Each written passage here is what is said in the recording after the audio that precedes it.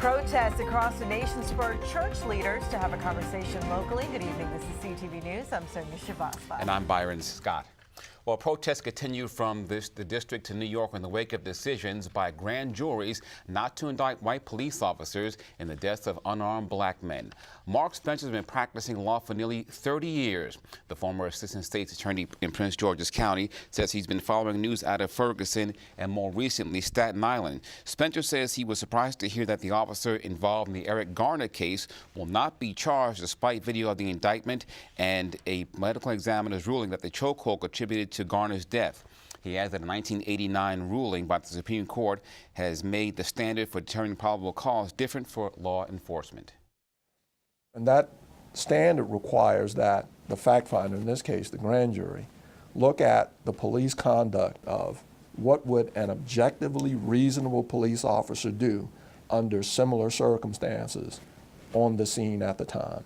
And I do believe that that is a higher standard. The court was very specific to say that police action cannot be judged in hindsight. And Spencer says the result of the high court's decision is a set of legal criteria that he believes are favorable to police. He goes on to say that he thinks the outcomes of the cases in Ferguson and Staten Island give the public good reason to question the credibility of the grand jury process. So I don't know what better evidence you could have to establish probable cause that a chokehold, an improper and illegal chokehold, was applied to Mr. Garner, and at least I believe that the evidence suggests very strongly that there was probable cause for this matter to be determined by a jury. Now, Spencer emphasizes that grand juries don't try cases. They only determine whether there is sufficient evidence that a person has done what they're accused of and whether they should be tried before a panel of their peers. And a new organization is on the horizon. The Black Church Center for Justice and Equality is holding its inaugural conference this week at the Gaylord National Harbor. This year's theme, Taking Back the Streets, Reviving the Church. It comes in the wake of civil unrest in Ferguson, Missouri, and recently the grand jury's decision to not charge a white police officer in New York City in the chokehold death of unarmed black man Eric Garner.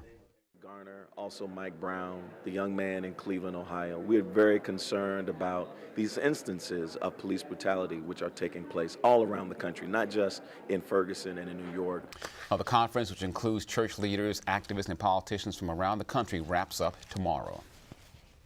A man is found dead inside a home in District Heights early this morning. Officers were called to the 6300 block of Gateway Boulevard just after 1:30 a.m. Prince George's police say the unidentified adult male was pronounced dead on scene with trauma to his body. Neighbors tell CTV they believe several young men live in the residence. Detectives and crime scene technicians remained on the scene for hours. The investigation is ongoing.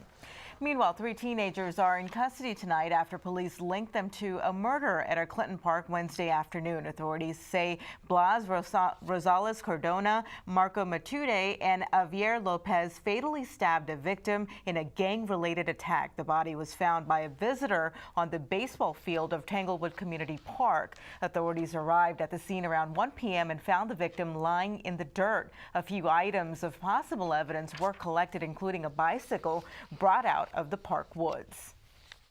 Behind me, the Prince George's County Police Department's homicide unit is doing its investigative work.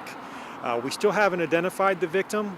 We still don't know a cause of death, but we're trying to figure that out right now.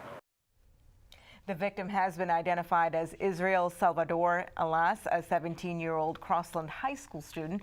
The suspects, 15 and 16 years old, are being charged as adults with first-degree murder. And you are watching CTV News. I'm Sonia Shrivastava. And I'm Byron Scott.